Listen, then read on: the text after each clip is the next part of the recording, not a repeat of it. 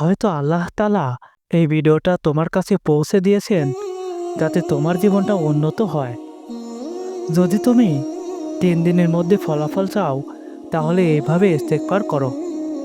তোমার জীবনে সম্পর্ক ঠিক করতে চাও, ধন সম্পদ চাও, শারীরিক সুস্থতা চাও, আরও বেশি সম্পদ চাও, চাকরি চাও, তাড়াতাড়ি বিয়ে করতে চাও, সন্তান চাও, জীবনে কী চাও, সব কিছুই সম্ভব যদি তুমি 3 দিনে এভাবে ইস্তেগফার করতে পারো।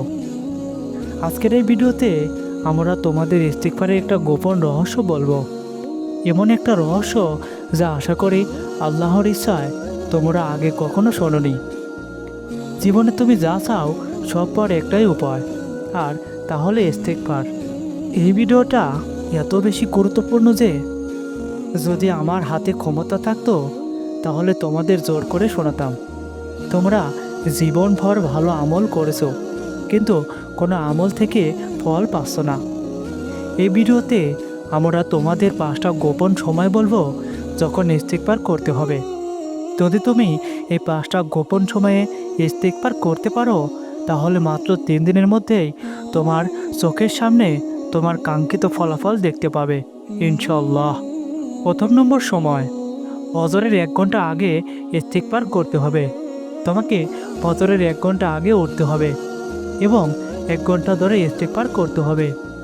আমি তোমাদের পুরোপুরি সঠিকভাবে ব্যাখ্যা করছি, হাদিস থেকে বোঝাবো যাতে তোমরা পরিষ্কার বুঝতে পারো। হাদিস নম্বর, বুখারী শরীফ আবু হুরায়রা রাদিয়াল্লাহু তাআলা আনহু থেকে বর্ণিত। তিনি বলেন, আমি রাসূলুল্লাহ সাল্লাল্লাহু আলাইহি ওয়াসাল্লামকে বলতে শুনেছি, আল্লাহর কসম, আমি প্রতিদিন ৭০ বারেরও বেশি আল্লাহর কাছে ক্ষমা চাই এবং তার কাছে তওবা করি। এই হাদিস থেকে আমরা পরিষ্কার বুঝতে পারি যে রাসূলুল্লাহ সাল্লাল্লাহু আলাইহি ওয়াসাল্লাম প্রতিদিন ৭০-এর বেশি ইস্তেগফার করতেন, অথচ তিনি পাপমুক্ত ছিলেন। তাহলে আমাদের তো আরও বেশি করা উচিত। তাই তুমি যা করবে, ফজরের 1 ঘন্টা আগে উঠবে, উঠে ভালোভাবে ওযু করবে, তারপর 2 রাকাত নামাজ পড়বে, এরপর ওয়াতিওয়ার নামাজ আদায় করবে। মনে রাখো, এশার নামাজের ওইতর ছেড়ে দেবে। ওইতর করবে শুধু যখন ফজরের আজানের 1 ঘন্টা আগে উঠে 2 রাকাত প্লাস ওইতর করবে। নামাজ শেষ হলে বসে ইস্তেগফার শুরু করবে। এ সময় অত্যন্ত 3000 বার বা তার বেশি ইস্তেগফার করতে হবে। ফজরের আজান হলে ফজরের 2 রাকাত সুন্নত প্লাস ফরজ পড়বে।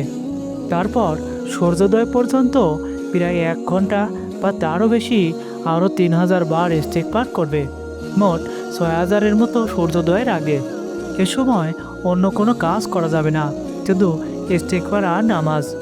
মোবাইলে স্ক্রল করা, কিছু দেখা, হাঁটতে হাঁটতে বা অসতর্ক হয়ে ইস্তেগফার, এসব চলবে না। যদি খুব ঘুম পায় তাহলে হাঁটতে হাঁটতে করতে পারো, কিন্তু মনোযোগ দিয়ে। অসতর্ক হয়ে চারিদিকে তাকিয়ে বা কথা বলতে বলতে করা যাবে না, মনোযোগ দিয়ে করতে হবে। সূর্য উঠলে তোমার স্বাভাবিক কাজ শুরু করো। জোহরের আগে যত তাড়াতাড়ি সম্ভব কাজ সেরে নাও। জোহরের আজান হলে গোসল করে মসজিদে গেলে প্রথমে 2 রাকাত নামাজ পড়ো। বাড়িতে ফিরে মেয়েরা মাদুর বিছিয়ে 2 রাকাত পড়ো। তারপর জোহরের অপেক্ষায় বসে 3000 বার বা তারও বেশি ইস্তেগফার করো। জোহরের সুন্নত প্লাস ফরজ পড়ার পর আসর পর্যন্ত যতটা সম্ভব ইস্তেগফার করো, প্রায় 9000 থেকে 10000 বার। এটা তোমার কাছে ভারী লাগতে পারে, কিন্তু 3 দিনে ফল চাইলে এতটাই করতে হবে। আসরের আজান হলে আসরের সুন্নত প্লাস ফরজ পড়ো। মেয়েরা ঘরে, ছেলেরা প্রয়োজনীয় ছোট কাজ সেরে মাগরিব পর্যন্ত ইস্তেগফার করো, প্রায় 3 থেকে 5000 বার। মাগরিবের আজান থেকে এশা পর্যন্ত পুরো সময় ইস্তেগফার করো। সারাদিন মিলিয়ে প্রায় 10,000 বার বা তারও বেশি ইস্তেগফার হবে। যদি খুব তাড়াতাড়ি ফল পেতে চাও তাহলে এই পদ্ধতি ছাড়া আর কোনো উপায় নেই। আমি নিজে এটা করেছি। 3 বা 4 দিন বা 7 দিন টানা করে ফল পেয়েছি। এক আফ্রিকান বোন এইভাবে করেছেন। প্রত্যেক নামাজের আগে পরে প্রচুর ইস্তেগফার করতেন। খাওয়া, নামাজ, গোসল, টয়লেট ছাড়া সব সময়। 7 দিনে এমন ফল পেয়েছেন যা কল্পনাও করা যায় না। ইস্তেগফার মুখে আপনা আপনি বের হতে শুরু করেছিল। তাই যদি তোমার কোনো জিনিস দরকার হয় তাহলে এইভাবে ইস্তেগফার করো, 3 দিনে ফল দেখবে ইনশাল্লাহ। আজকের ভিডিও দেখা ধর্মীয় ভাই বোনেরা নিচে কমেন্ট করে জানাও। 3 দিন পর আবার এসে কমেন্ট করো 3 দিন ইস্তেগফার করে কি পরিবর্তন দেখলে, কি পেলে। আশা করি এইভাবে ইস্তেগফার করলে আর অন্য কোনো আমলের দরকার হবে না, এই ভিডিওটি যথেষ্ট হবে ইনশাল্লাহ। আজ থেকেই শুরু করো এবং 3 দিন পর আবার জানাও।